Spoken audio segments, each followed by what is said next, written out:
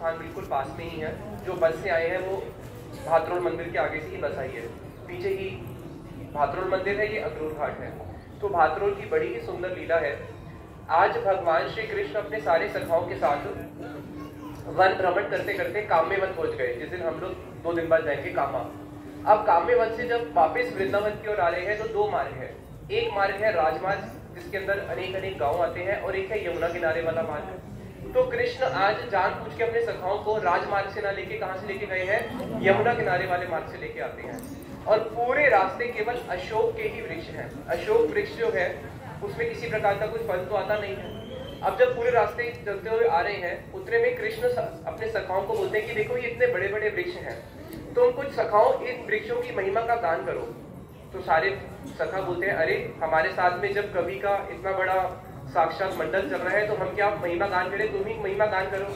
तो कृष्ण बोले कि देखो इस जगत में कुछ लोग परोपकार करते हैं, कभी कभी हम भी क्या करते हैं, किसी के ऊपर दया आती है 5, 10, 20 रुपए दे देते हैं, लेकिन इनका तो जीवन ही परोपकार के लिए हुआ है। वृक्ष जो है कभी भी स्वार्थी नहीं होते। हम लोग कभी स्वार्थी हो जाते हैं, कभी परमार्थी हो जाते हैं, लेकिन वृक्ष का तो जीवन ही परोपकार के लिए है। अब कृष्ण वहां पे जानबूझ के अपने सखाओं से वृक्षों की महिमा गान करवा रहे हैं। क्यों? क्योंकि आगे ये लीला होने वाली है भातरोल की। चलते चलते क्या हुआ, जब भी रोज सखा जाते हैं तो अपने घर पे मैया को बता के जाते हैं कि आज हम कहाँ पे जाएंगे। तो दोपहर का जो भोजन है मैया वहीं पे ही भेज देती है। लेकिन आज सखाओं ने जहाँ पे बताना था वहां पे ना जाके किसी और अन्य स्थान पे चले गए, तो आज घर से भोजन भी आने वाला नहीं है। अब चलते चलते जैसे ही यहाँ तक पहुंचने वाले होते हैं, लंबा रास्ता है, दोपहर का समय हो चुका है, मध्याह्न का, तो सारे सखा कृष्ण को बोलते हैं कृष्ण देख तूने पूतना को मारा, केशी को मारा, अघासुर को मारा, वृत्तासुर को मारा, वत्सासुर को मारा, तूने जितने भी असुरों को मारा था आज सारे असुर ब्रज में वापस जीवित होके आ गए हैं। कृष्ण बोले वो कैसे? तो मधु मंगल बोले देख सारे जितने भी असुर थे ना आज हमारे पेट में आ गए हैं शिखा के रूप में, सारे के सारे सखाओं को बहुत भूख लग रही है।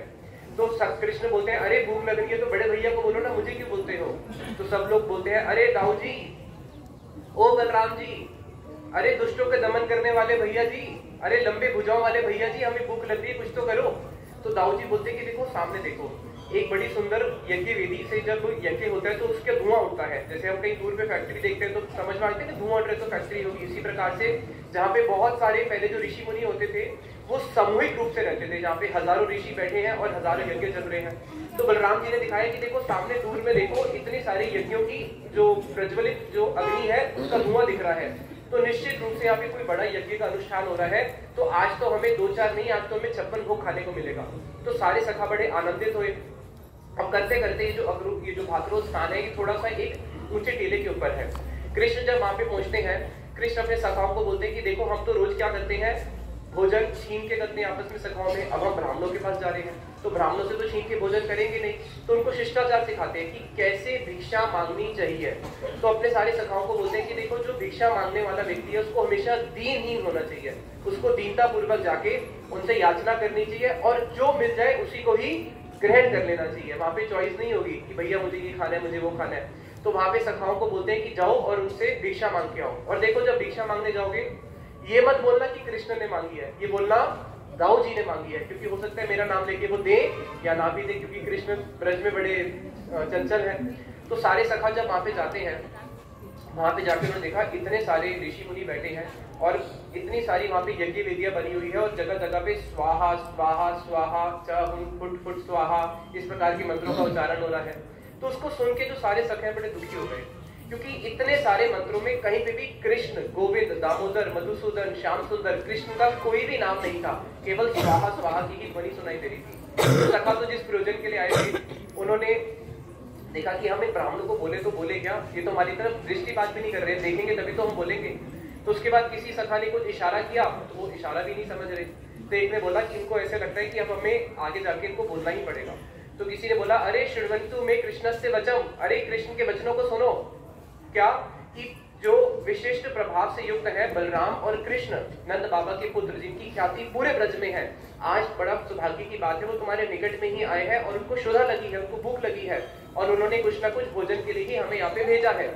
और वो लोग क्या कर रहे हैं, स्वाहा स्वाहा स्वाहा। कृष्ण सामने आए हैं, कृष्ण के जो सखा है वो आए हैं मांगने के लिए और उनकी दृष्टि उस तरफ नहीं जा रही, केवल स्वाहा स्वाहा करते जा रहे हैं। तो उतने में मधुमंगल बोला अरे मैं ब्राह्मण हूँ, तो ब्राह्मण की बात को समझ सकते हैं, मैं थोड़े पंडितों वाली बात करता हूँ। तो मधुमंगल ने बोला अरे देखो ये जो यज्ञ तुम कर रहे हो, ये यज्ञ में इतना सारे यहाँ पे पकवान बन रहे हैं, तो ये जो पकवान बन रहे हैं किस लिए बन रहे हैं? इसलिए तो बन रहे हैं कि यज्ञ के बाद प्रसाद के रूप में बांटे जाएंगे।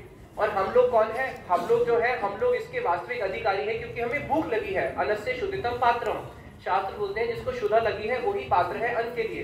तो इसलिए आप ये सारा का सारा भोजन जो है हम सब भूखे हमें दे दो। और आप तो और हम लोग एक गांव के हैं, तो एक गांव के होने के कारण क्या हुआ, हमारा जो पितृकुल है वो एक ही हुआ। पहले जो गांव बसते थे वो कैसे बसते थे, दादा के परदादा के संतान होती गई, गांव बढ़ता गया, तो हम लोग तो एक ही खून के वो हो गए, हमारा वंशज भी एक है। तो इसलिए वंश के माध्यम से या फिर इस माध्यम से कि हम लोग भूखे हैं और आप लोग यज्ञ कर रहे हैं, हमें दे दो। और जो भी यज्ञ होता है उसमें जो अनाज होता है वो दान किया जाता है। दो ऐसे यज्ञ हैं जिसमें अन्न का दान नहीं होता, एक जो पशुभूत यज्ञ होता है और एक संप्राणी यज्ञ होता है, संक्रमित यज्ञ। और ये तो वो यज्ञ नहीं है, इसलिए आप हमें दीजिए। अब उतने भी वो क्या बोल रहे हैं, स्वाहा स्वाहा स्वाहा। देखा भैया तो हमारा कुछ चल ही नहीं रहा। तो जितने सखा थे ना, बड़े तो उत्साह के साथ आए थे भागे भागे, अब सबका मुंह नीचे हो गया और सब लोग वापस रूट से कृष्ण के पास जाने लगे रोते हुए। अब ये जो इतने भी सखा है ये दुखी हो गए। ये सखा दुखी क्यों हो गए? और ये सारा का सारा दृश्य कृष्ण एक टीले के ऊपर बैठ के देख रहे थे, जो आगे टीला है। और ये जो ब्राह्मण थे ये भी नीचे नहीं बैठे थे, बताए ये भी टीले के ऊपर बैठे थे। कौन से टीले पे? अपने गर्भ रूपी टीले पे। अब जैसे ही सारे सखा जब वापस जाते हैं, आज सारे सखा रोते हुए जा रहे हैं। क्यों? क्योंकि जब भी कृष्ण को भूख लगती थी तो सखा जो है अपने घर से जो भोजन लेके आते थे कृष्ण को खिलाते थे। देख मैया मेरी, देख कृष्ण मेरी मैया ने पकोड़े बनाए हैं, देख मेरी मैया ने आज तेरे लिए खीर भेजी है, मेरी मैया ने तेरे लिए आज रोटी भेजी है, पूड़ी भेजी है। अनेक अनेक वस्तु जो है उनकी मैया जो भेजती है वो किसके लिए भेजती है? कृष्ण के लिए भी भेजती है। और ये भी किसके लिए आते हैं? कृष्ण के लिए ही आते हैं। तो आज सारे सखा बड़े दुखी हैं कि हम भूखे रह गए, इसलिए नहीं कि आज कृष्ण को भूख लगी और हम उसको कुछ खिला नहीं पा रहे, और आसपास कुछ वृक्ष भी नहीं है जिससे हम फल तोड़ के कृष्ण को कुछ खिला सके।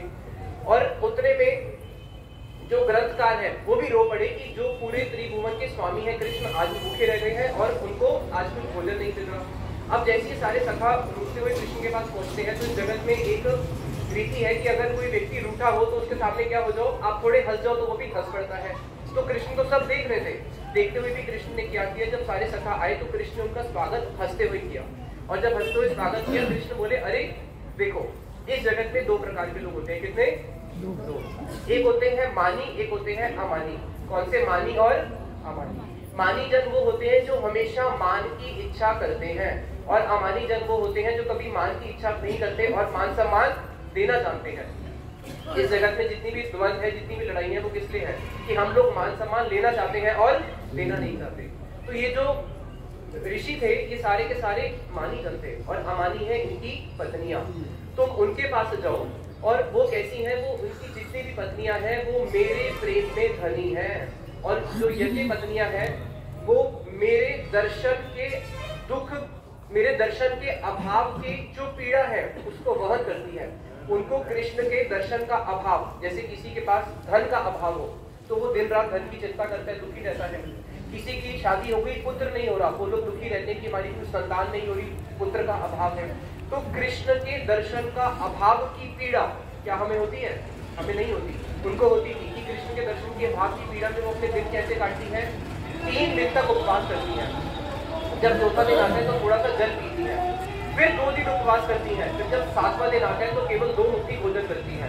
तो 7 दिन में केवल 2 मुट्ठी भोजन करती है और अपने जीवन इस प्रकार से काट रही है कि कब हमें कृष्ण के दर्शन होंगे। दिन रात मेरे दर्शन की लालसा से क्रंदन करती रहती है। तो जब सखाओं ने इतना सुना तो जो सखा पहले नहीं भी गए थे भिक्षा मांगने, वो भी भाग पड़ते हैं। किस लिए? भिक्षा मांगने नहीं, इनके दर्शन करने की इतनी इनके अंदर कृष्ण के प्रति अनुराग है। और अब जब सारे सखा वहां पे जाते हैं, कृष्ण बोलते हैं सुनो सुनो, उनको ये मत बोलना कि कृष्ण को भूख लगी है, क्योंकि उसको वो सहन नहीं कर पाएगी कि कृष्ण भूखे हैं। तो उनको बस इतना बोलना कि कृष्ण पास में आए हैं। बस इतना ही बोलने से क्या होगा, वो अपने आप ही समझ जाएगी। अगर हमें कहीं प्रचार के लिए कहीं जाना होता है तो हम उनको ये नहीं बोलते हम आपके घर में आ रहे हैं प्रसाद बना दो, हम ये बोलते हैं हम आपके पास घर में आ रहे हैं, तो माते समझ लेती है कि प्रसाद बनाना ही पड़ेगा।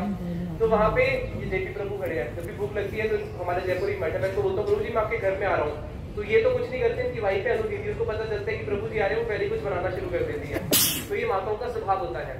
तो वहाँ पे जैसे ही ये लोग पहुंचे और उनके पास जब पहुंचे तो उन्होंने जैसे सुना कि कृष्ण आए हैं तो उनकी तो आंखें जोड़ी की जोड़ी रह गई, कान खुले के खुले रह गए कृष्ण शब्द सुनते ही। तो उन्होंने जितने भी पकवान थे जो अभी वो बना रही थी अपने पति को देने के लिए, यज्ञ के लिए, जो यज्ञ में चढ़ने थे, उन्होंने सारे के सारे पकवानों को उठाया और सर के ऊपर रख के चल पड़ती है कहाँ पे? कृष्ण की ओर। और जब वो जा रही है तो पति आंखों से इशारा भी कर रहे हैं, लेकिन वो उनको देख ही नहीं रही है। और उनको पता था कि जब हम जा रही हैं हम आर्य कुल की हैं, अगर हम पति की उल्लंघन करके चली गई, जब हम वापस आएंगे हमें हमारे पति स्वीकार नहीं करेंगे। ये जानते हुए भी वो सब छोड़ पड़ती है और चल पड़ती है कृष्ण की ओर, क्योंकि कृष्ण का स्वभाव ही ऐसा है जो क्या करता है, लोक धर्म लाज भय मन में किचु नहीं आए। जो मन में जो लोक धर्म लाज है वो सारा का सारा कृष्ण भुला देते हैं और वो चल पड़ती है कृष्ण की ओर। जैसे जैसे एक एक कदम चलते हुए जा रही है, एक एक कदम, उस एक एक कदम के अंदर मानो उनका जो उल्लास है कृष्ण के दर्शन के प्रति कि आज हमें कृष्ण के दर्शन होंगे, उनका जो वो उल्लास है, वो उमंग जो है वो मानो सागर की तरह उमड़ता जा रहा है। और उनकी आंखों की जो रोशनी है वो कोटि गुना बढ़ती जा रही है कि अब हम नेत्रों से कृष्ण के दर्शन करेंगे। और जैसे ही वो कृष्ण के बिल्कुल निकट पहुंचती है और उनको कृष्ण के दर्शन होते हैं, वो तो पुतली के समान खड़ी हो जाती है। और कृष्ण क्या करते हैं, अपने हाथों से उनके सर पे जो एक एक मटके थे जो उन्होंने भोग के लिए कृष्ण के लिए लेके आई थी, हाथ से उठा उठा के रखते हैं। और वो बिल्कुल पुतली की तरह, उनको समझ में नहीं आ रहा कि कृष्ण को हम प्रणाम करें या कृष्ण को हम कुछ वचन से उनका प्रार्थना करें। वो तो बस केवल कृष्ण के दर्शन करके अमुक रह जाती हैं। इतना सुंदर कृष्ण का ऐसा स्वरूप है जिसके दर्शन करके पशु पक्षी का तो कहना, मनुष्य का तो कहना क्या, पशु पक्षी भी क्या करते हैं, देखिले नयन हय अचेतन झरे प्रेम माएवारी। कि जब कृष्ण के दर्शन होते हैं तो हम तो चित है ना, हम तो हमारे तो चेतनता है, उसी समय जो शरीर है वो जड़ प्राय हो जाता है, नेत्र वहीं पे रुक जाते हैं और वहां से हिलने का फिर नाम ही नहीं लेते हैं, केवल वहां से अश्रु की धारा ही निकलती रहती है। तो वहां पे कृष्ण ने एक एक करके उन जो यज्ञ पत्नियां थी उनके जो सर का ऊपर जो भार था उसको उठाया, उनको बिठाया।